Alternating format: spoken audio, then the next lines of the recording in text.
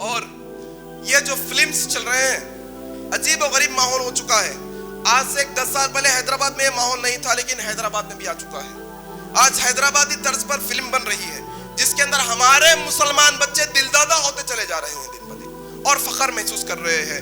اور وہ ایکٹرز کے، وہ جو ایکٹنگ کرنے والے لوگ ہوتے ہیں، اداکار ہوتے ہیں، ان کے فینس ہونے پر فخر کیا جا رہا ہے کہ میں فلاں کا فین ہوں، میں فلاں کی فین ہوں. نعوذ باللہ. پچھلے کچھ دن پہلے فلک نما پیلس کے اندر کسی کی شادی ہوئی تھی. وہاں پر ایک لڑکی، مسلم لڑکی برقعے میں آ کر انٹرویو دیتی ہے کہ میں فلاں کی فین ہوں، فلاں کی فین ہوں. سارے مسلمان لوگ دیکھتے ہیں. چند غیور لوگ واٹس ایپ پر، فیس بک پر ویڈیو بنا کے ڈالتے ہیں اور گندی گندی الفاظ استعمال کرتے ہیں، گالیاں دے رہے ہیں ویڈیو میں. وہ لڑکی نے تو غلط کیا مانتا ہوں میں، لیکن آپ بھی گالی دے کر غلط کر رہے ہیں. اچھے انداز میں سمجھائیے گا.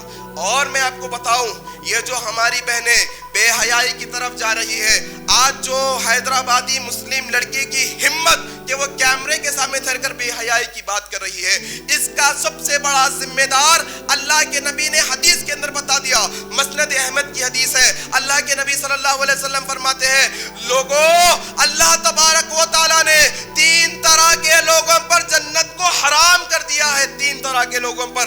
کان کھول کے سنیے کہ یہ جو ہماری مسلم نوجوان بہنیں جو بے حیائی کی طرف جا رہی ہے، اس کے اصل ذمہ دار کون ہے؟ صاف صاف لفظوں میں اللہ کے نبی نے کہا، وہ شخص جو ہمیشہ شراب پیتا رہے گا وہ جنت میں داخل نہیں ہوگا. وہ شخص جو اپنے ماں باپ کا نافرمان ہوگا اس پر جنت کو حرام کر دیا گیا ہے. اور تیسرے نمبر پر اللہ کے نبی نے کہا، کہ دیوس پر اللہ تبارک و تعالیٰ نے جنت کو حرام کر دیا ہے. صحابہ نے پوچھا، اے اللہ کے نبی یہ دیوس کیا ہوتا ہے؟ اللہ کے نبی صلی اللہ علیہ وسلم نے فرمایا، اپنے گھر کی عورتوں کو بے حیائی کرتے ہوئے دیکھو لیکن انہیں روکو نہ، یہ دیوس ہے. آج اگر کوئی لڑکی، کوئی عورت بے حیائی کی طرف جاتی ہے تو اس کا ذمہ دار مرد ہے، اس کا باپ ہے، اس کا شوہر ہے، اس کا بھائی ہے. آج ہماری بہنیں اگر ہمارے ہاتھوں سے نکل رہی ہے تو ہم اس کے ذمہ دار ہیں.